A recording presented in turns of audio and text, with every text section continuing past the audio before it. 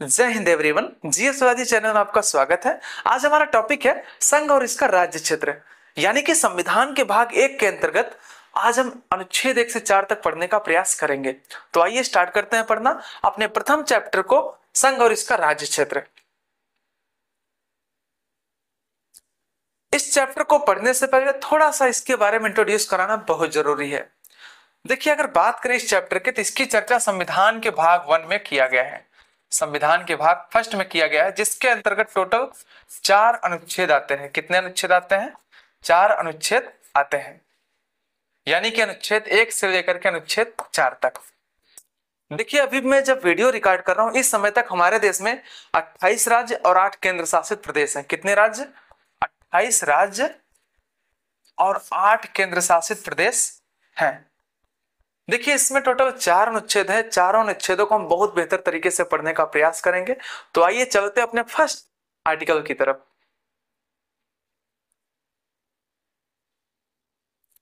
अनुच्छेद 1। अनुच्छेद 1 में साफ साफ कहा गया है, इंडिया अर्थात भारत बजाय राज्यों के समूह के राज्यों का संघ होगा। यानी कि क्या? इंडिया अर्थात भारत बजाय राज्यों के समूह के राज्यों का संघ होगा। देखिए, अनुच्छेद 1 जो है 2 बातें करता है। पहला क्या? देश के नाम की चर्चा करता है। दूसरा, देश की प्रकृति यानी कि नेचर की बात करता है, यानी कि देश के कितने नाम होंगे और देश का नेचर कैसा होगा, इसकी चर्चा करता है। अगर बात करें देश के नाम की, तो हमारे संविधान निर्माता जो थे, ये सब कोई कह रहा था इंडिया रखो देश का नाम, तो कोई कह रहा था भारत रखिए। तो बहुत टाइम बाद डिबेट करने के बाद ऐसा लगा कि देश का नाम दोनों रखा जाए तब बेहतर होगा। यानी कि हमारे देश का नाम रखा गया इंडिया, यानी भारत। इंडिया अर्थात भारत। तो हमारे देश का कितना नाम है? 2 नाम है। कौन कौन सा? इंडिया और भारत। यानी कि आप देख सकते हैं, इंडिया अर्थात भारत। दूसरा पॉइंट है क्या? प्रकृति, नेचर। अगर बात करें अपने देश के प्रकृति की या नेचर का, तो हमारे देश का प्रकृति है संघी। कैसा है? संघी व्यवस्था। यहां पर आइए समझने का प्रयास करते हैं संघी किसे कहते हैं। जैसे देखिए, कोई मेरा ग्रुप है, समूह है। समूह का मतलब क्या होता है? कोई आया, इसमें शामिल हुआ, जब मन होगा वो जा सकता है, कोई दिक्कत नहीं। इसे कहते हैं क्या? समूह कहा जाता है। आया, शामिल हुआ, फिर चला गया, कोई दिक्कत नहीं, कोई रोक टोक नहीं है। बट संघ का मतलब क्या होता है? भाई साहब, अगर आप मेरे ग्रुप में आ गए हो ना, या मेरे यूनियन में आ गए हो ना, अगर आप एक बार आ गए तो दोबारा आप नहीं जा सकते हो। समझ में आया कि नहीं? ग्रुप से आप बाहर हो सकते हो, कोई दिक्कत नहीं है, बट आप यूनियन से बाहर नहीं हो सकते हो।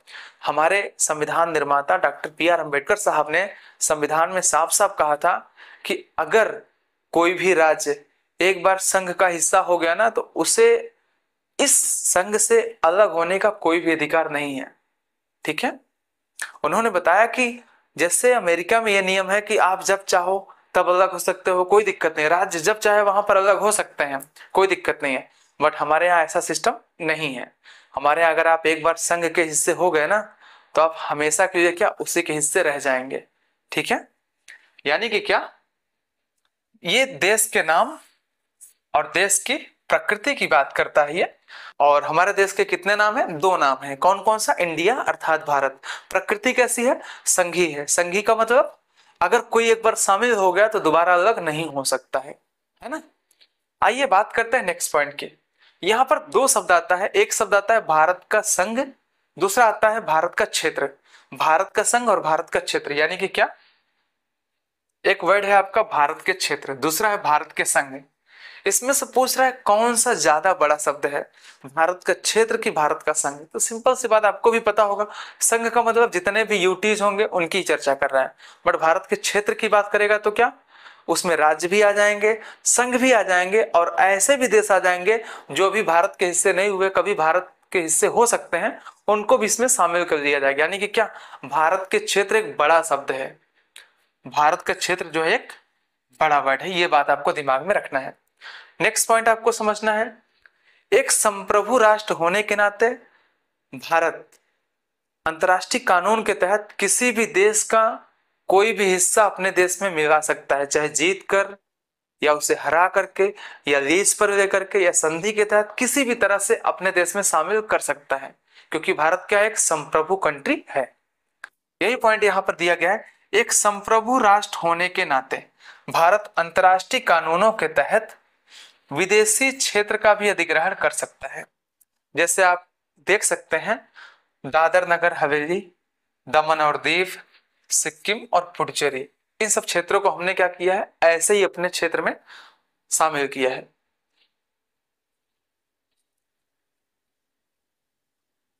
अब हमारा टॉपिक है अनुच्छेद 2। अनुच्छेद 2 की चर्चा करते, थोड़ा सा आपको समझना पड़ेगा, टेक्निकल वर्ड है यहाँ पर, थोड़ा सा आपको समझना पड़ेगा। देखिए, अगर बात करें अनुच्छेद 2 की, तो ये साफ साफ कहता है क्या, नए राज्यों का प्रवेश या गठन की बात करता है। किसकी बात करता है, नए राज्यों के प्रवेश या गठन की बात करता है।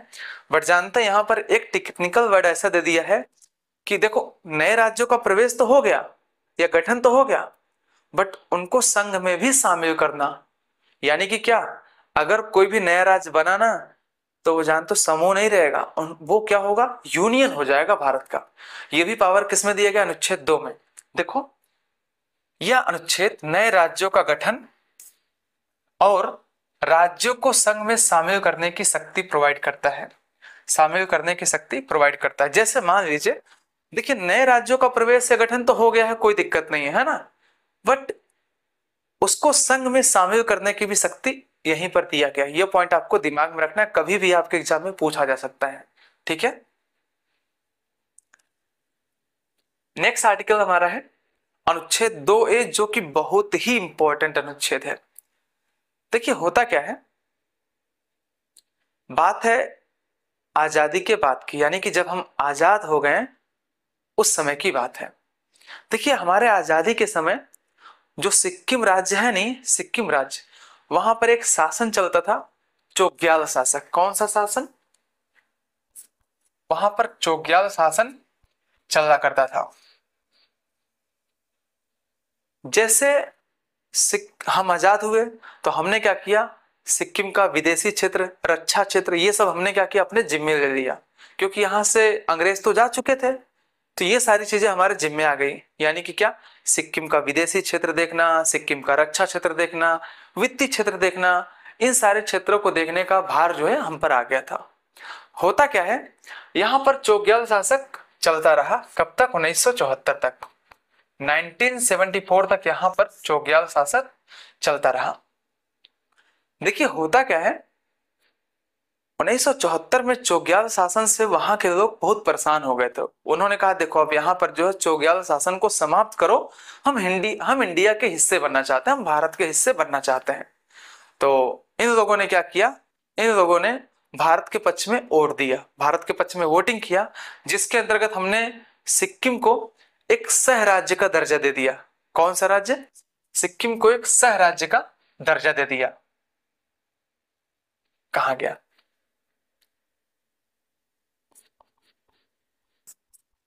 सह राज्य का दर्जा हमने दे दिया, यानी कि क्या, संबंध राज्य का दर्जा, ये लिखा हुआ है, संबंधित राज्य का हमने दर्जा दे दिया।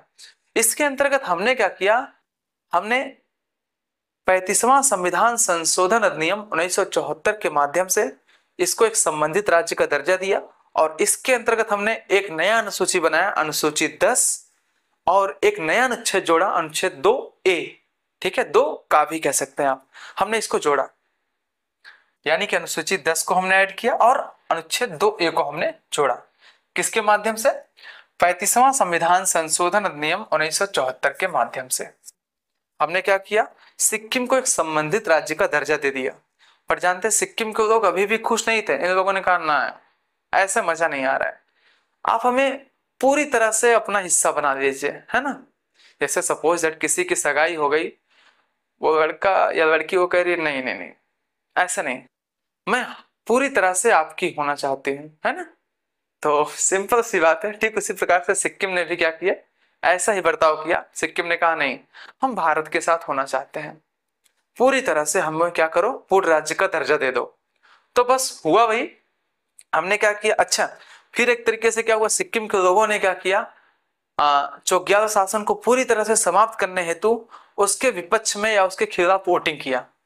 और इसके अंतर्गत हमने क्या किया, जब वोटिंग वगैरह कर दिया, चोग्याल शासन समाप्त हो गया, तो हमने क्या किया, हमने 36वां संविधान संशोधन अधिनियम 1975 में किया, जिसके अंतर्गत हमने अनुच्छेद 2A को समाप्त कर दिया और अनुसूची 10 को भी समाप्त कर दिया और एक नया अनुसूची जोड़ा जिसका नाम था अनुसूची 371F।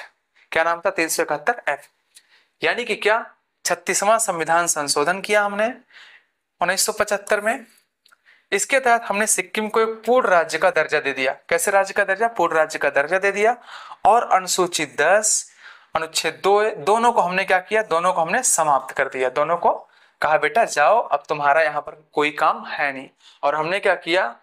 अनुच्छेद 371F को जोड़ दिया, है ना। ये पॉइंट आपको दिमाग में रखना बहुत इंपॉर्टेंट है। अभी आगे फिर से आपको इसकी चर्चा करेंगे, आपके साथ इसकी चर्चा फिर से दोबारा करना है हमें।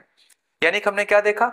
हमने देखा अनुच्छेद 2A, इसको जो है 35वां संविधान संशोधन अधिनियम 1974 के माध्यम से जोड़ा गया, जिसके अंतर्गत सिक्किम को एक संबंधित राज्य का दर्जा दिया गया था। और इसके अंतर्गत हमने अनुच्छेद 2A और अनुसूची 10 जोड़ा था। बट होता क्या है, सिक्किम के लोगों ने कहा नहीं, मेरे को पूर्ण राज्य का दर्जा दो। तो हमने क्या किया? हमने फिर 36वां संविधान संशोधन अधिनियम 1975 के माध्यम से कहा चलो ठीक है, ये जो अनुसूची 10 है इसको हम समाप्त करते हैं और अनुच्छेद 2A जो है इसको भी समाप्त करते हैं और पूरी तरह से आ जाओ सिक्किम तो हमारे पास, ठीक है। और हमने सिक्किम के लिए एक स्पेशल प्रोविजंस किया अनुच्छेद 371F में, ठीक है। उम्मीद है ये पॉइंट आपको समझ में आया होगा। तो क्या दिया है? सिक्किम संघ के साथ संबंध है, ये निरस्त कर दिया गया है। मैंने आपको भी बताया ना, एक बार बनाया गया फिर एक बार निरस्त कर दिया गया।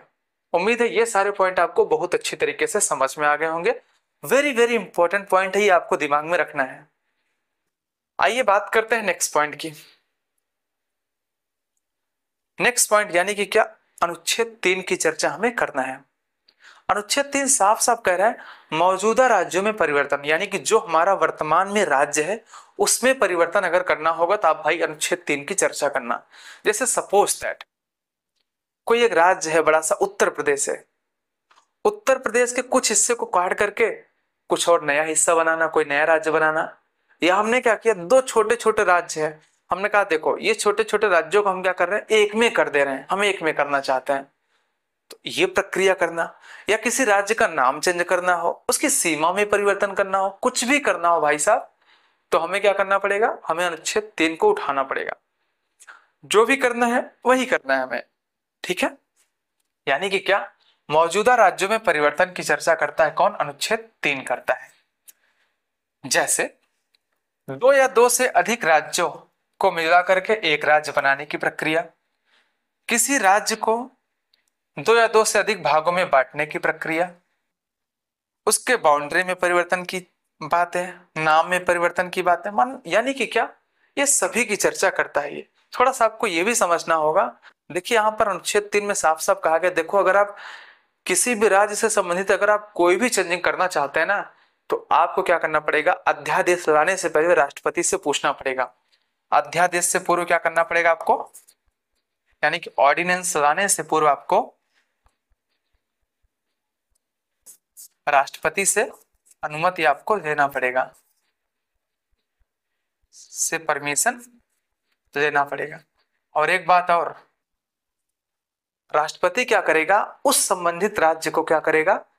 एक खत लिखेगा या उसको जो है अवगत कराएगा, भाई साहब देखो हम आपके राज्य में ऐसा ऐसा करना चाहते हैं, आप बताइए आपकी राय क्या है। तो राष्ट्रपति क्या करेगा? राष्ट्रपति जो है संबंधित राज्य को अवगत कराएगा।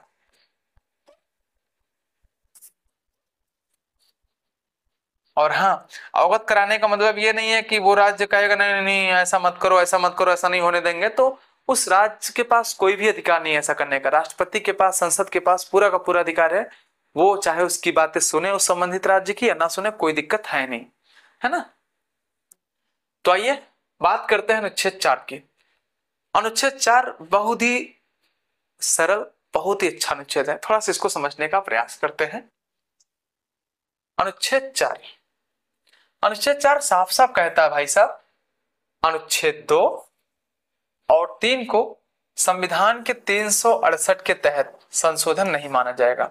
ये कह रहा है देखो आप अनुच्छेद 2 और 3 में जो भी चेंजिंग करोगे भाई, वो आप क्या करोगे, संविधान के अनुच्छेद 368 के तहत वो नहीं माना जाएगा। ये पॉइंट करता है कौन, अनुच्छेद 4। यानी कि क्या, आप अनुच्छेद 2 और 3 में जो भी चेंजिंग करोगे वो जानते हो 368 के अंतर्गत नहीं होगा, बस इतना समझना आप, ठीक है।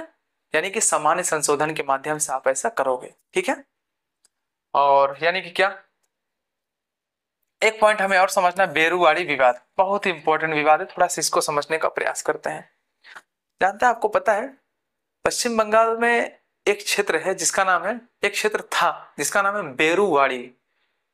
इस क्षेत्र में जो है पाकिस्तान बहुत ज्यादा अतिक्रमण करता था, हालांकि इस समय तो बांग्लादेश हो गया है, बहुत ज्यादा अतिक्रमण करता था। और भारत के जो भी नेता वगैरह थे वो ये चाहते थे ये इस पर जो है पाकिस्तान का अधिकार हो जाए, है ना, पाकिस्तान इसको ले जाए अपना, कोई दिक्कत नहीं है। यानी कि हमारे देश के लोग पाकिस्तान को सौंपना चाहते थे वो। तो अब भाई सिंपल सी बात है, हमारा संविधान कहता है कि आप किसी को कोई भी हिस्सा नहीं दे सकते हो, है ना, संसद के पास ये राइट तो है नहीं। तो उस समय क्या हुआ, हमारे देश के जो राष्ट्रपति थे डॉक्टर राजेंद्र प्रसाद, इन्होंने क्या किया, इन्होंने पूछा किससे, इन्होंने सुप्रीम कोर्ट से पूछा कि बताओ सर, आप बताइए हम क्या करें। तो सुप्रीम कोर्ट ने साफ साफ मना किया, देखो भाई, आपके पास कोई भी अधिकार नहीं है कि आप जो है किसी भी देश का या अपने देश का कोई भी हिस्सा किसी दूसरे देश को दे दो। आपको क्या करना पड़ेगा, आपको इसके अंतर्गत संविधान संशोधन करना पड़ेगा, यानी कि क्या, 368 का सहारा लेना पड़ेगा आपको। ठीक है, ये पॉइंट आपको दिमाग में रखना है। तो सरकार ने क्या किया, संसद ने क्या किया, संविधान संशोधन करके इस पार्ट को पाकिस्तान को दे दिया, ठीक है।